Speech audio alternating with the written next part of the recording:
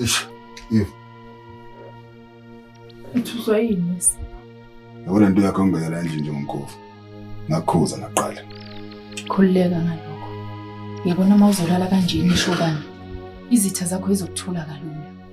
Indoda ayilali. Igama lami ngu-Eve Ncoko. Engikufunayo ngiyakuthola. Engikuhlosile ngiyakufeza. Awukho umnyango ongakhiyelwa mina noma ngabe kuphi la ngifuna ukungena khona ngiyangena. Umsebenzi wami ukuphenya amacala ahlukahlukene. Ngingumseshi omkhulu ohlonishwayo.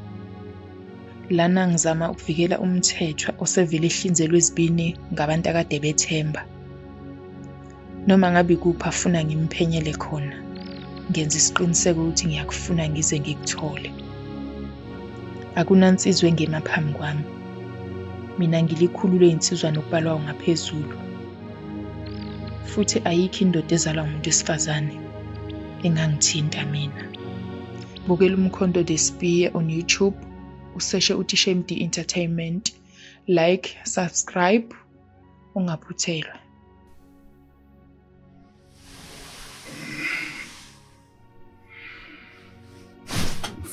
Eve. Ngibona kanjani labo bankini? Awukho umnyango okhiyelwe mina weSipho. Ngikwenze njani kusemanje ufuna ngisiza ngani? Ngizobuza imibuzo embalwa la. Futhi uphendule ngokucophelela.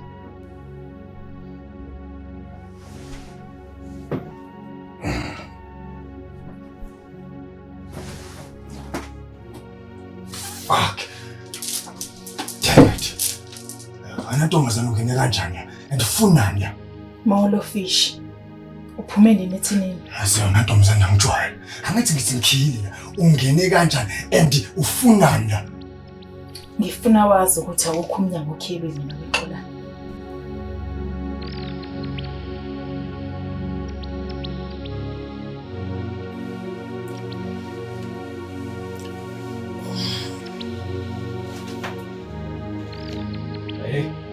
Hey, wena Sifebe ndini. Ufuna ntona? Sawubona mkhazi. Hey, wakazi ndini. Ngene njani wena? Yendetha. Lalela mkhazi. Le ndlela owenze ngayo ukujikela umngane wakho yimbi. Ngena wena. Uthek man.